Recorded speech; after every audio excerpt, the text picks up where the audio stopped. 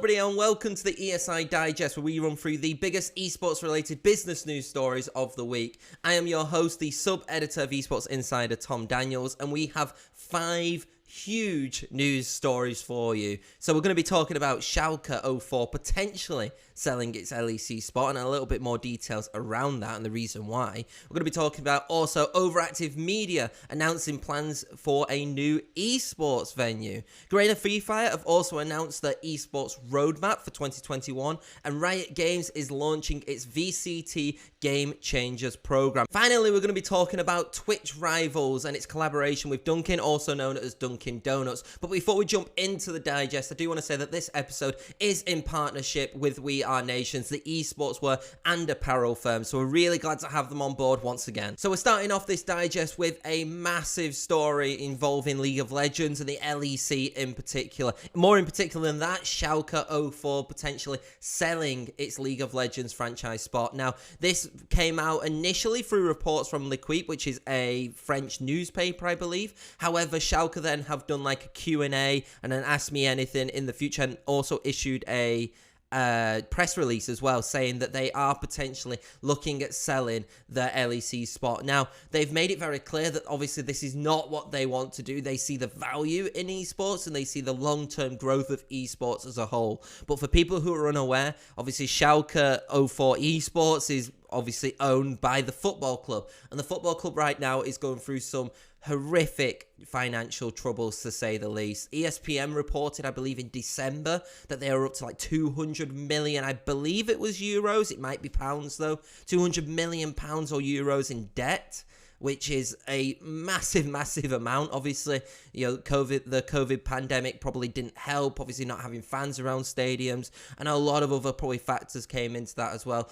Also, Schalke right now are at the bottom of the Bundesliga, which is the top German division of football, and which means that if they do get relegated, which to be fair, if you go off predictions, looks likely, then they're also going to have even more financial implications probably in the coming years. So it looks like a decision on this is going to be made around like May, April time, which, you know, coincidentally does actually coincide with the end of the Bundesliga. So it's very much a case, I think, where if Schalke can find other resources or other ways of kind of financing their esports team, they definitely will. Now, Schalke's LEC spot is rumoured to be going for up to 20 million euros, so it could go even further than that, which kind of shows the growth of the LEC as a whole, considering the fact that Schalke, I believe, had to pay 8 million euros at the beginning of the franchise league in 2019. So already, in the space of 2 years, you've seen that price value double, potentially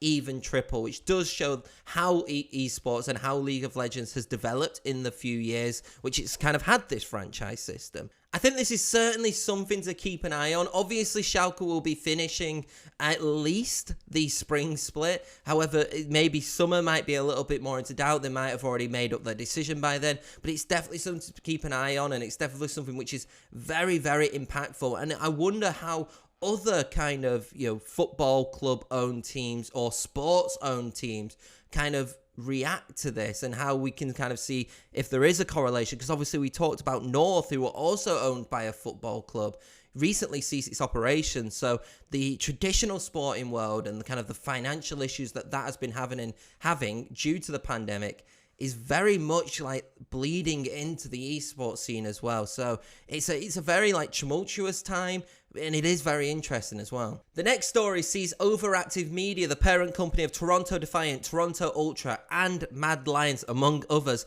announcing a new 7,000-seater esports and entertainment venue, which will be located at Exhibition Palace in Toronto, Canada. The venue is projected to be completed in 2025 and will be known as the new home for its Call of Duty League and Overwatch franchises.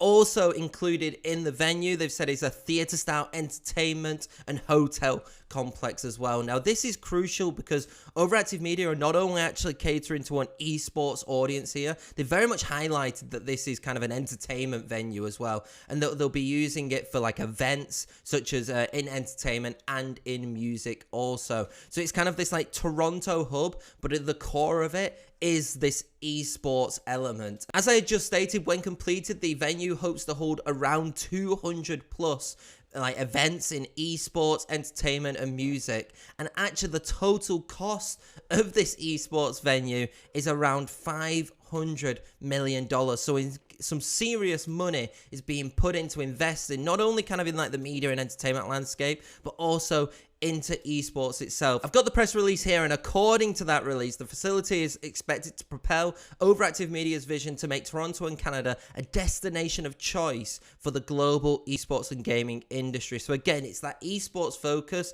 but also using esports to diversify into other sectors like music and entertainment to help fund it as well. So very interested to see the development of these plans, and we're seeing it a lot more as well in like China, and especially in like Eastern countries as well. So I'm wondering to see how this further develops, not only through the completion of this venue itself, but if we see kind of potentially other esports teams, or more esports teams anyway, invest in particular venues specifically tailored to like an esports audience.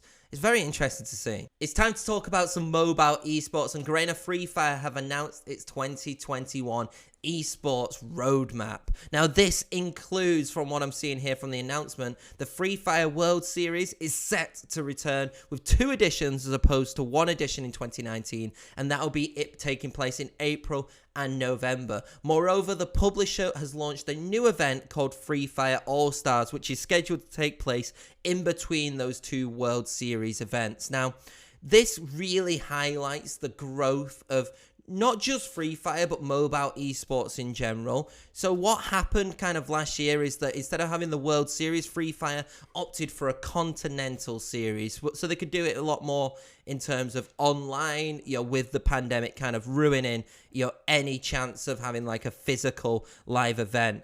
And the Free Fire Continental Series Asia recorded an average concurrent viewership of 826,000 viewers according to esports charts. This is a significant amount considering that it wasn't even kind of like a global final. It was kind of like their equivalent of what the global final was going to be, but it wasn't the major international event. A little bit more details about kind of the Free Fire World Series now. The playoffs will kick off on the 24th of May with the competition's like finals commencing on May the 1st. They've announced that for the first World Series, there will be a prize pool of $2 million, which is a massive increase from its previous prize pools and the largest prize pool for Free Fire ever, essentially. So again, the fact that more money's being pumped into it means that there's bigger prize pools, which means that kind of the whole league is showing growth and development. And again, it's this rise of mobile esports. No exact details for its November edition have been announced. I think they kind of want to just focus on the April edition and see the success of that. And potentially we could actually see then this prize pool be broke again if there is, say, even more rise of esports coming November. So no initial announcement of that apart from the fact that they are doing 2 World Series this year. But what Garena has revealed is the Free Fire All-Stars event, which will see some of the title's top influencers and professional players compete alongside and against each other.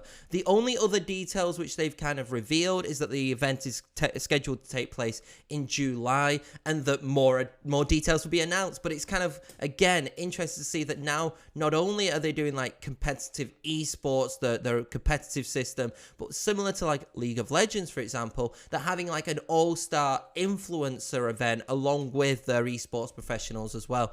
Again, the reason why this is happening is because the growth of the content creators and the esports scene as a whole. Our penultimate story of the digest sees us talking about Valorant, and more in particular, Riot Games launching the VCT, the Valorant Champions Tour, Game Changers program. Now, this program is something that focuses specifically on creating opportunities and exposure for women and other marginalized genders in the esport itself. In order to create these opportunities, Game Changers will consist of 2 competitive initiatives, the VCT Game Changers series and the VCT Game Changers Academy. The VCT Game Changers series is going to kind of include a set of top tier competitions across the regions during 2021, and Riot Games has kind of confirmed that this will be a similar scale of the Ignition series last year. The publisher have also revealed that the first event will be its North American tournament, which will take place in March. Now, moreover, with the Academy, that is more of a specific focus on developing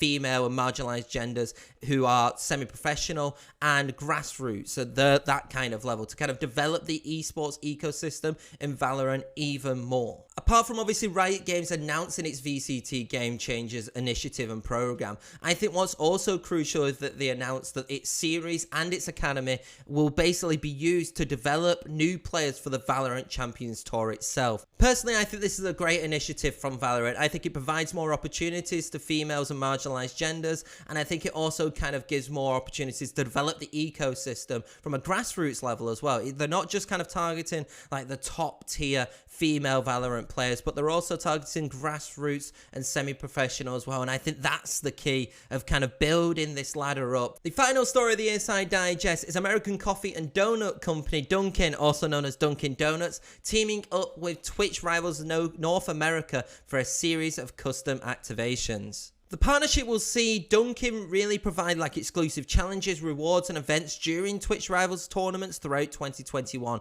So it's not just the one which is occurring right now, which is the Twitch Rivals Valorant series, I believe, even though they are also partnered with them in that as well. Also, what's really interesting in the fact that they have this Dunkin challenge, which is kind of like an extension for fans in which they are able to predict competition outcomes from Twitch Rivals, and in reward for that, if they get the right thing, they can get prizes including consoles, gift cards and many more. The coffee brand will also additionally sponsor Twitch streamers in like Dunkin runs, however details of that hasn't really been announced fully yet, along with the company hosting a premier Twitch Rivals tournament later this year. Twitch Rivals has kind of created this like celebratory event, you know, mixing esports gaming fans personalities and brought it together, and it's clearly shown that there's been success with the fact that they have got so many new partners being brought in the last 12 months, and one of them being Dunkin. So I really can't wait to see kind of what more activations come from this, if they're going to be even more partners which come in, and kind of see what happens after that. And that is it for this week's ESI Digest. Once again, I'd like to thank our partners, We Are Nation, for sponsoring this episode. And also, if you want to see any more esports news, there has been a lot more than just 5, I'll tell you that. Then don't forget to head over to Esports Insider's website. Also, don't forget to follow us on Twitter, and also follow us on LinkedIn and Instagram as well. Also, if you want to follow me, it's @the Tom Daniels. But until then, we'll see you next week.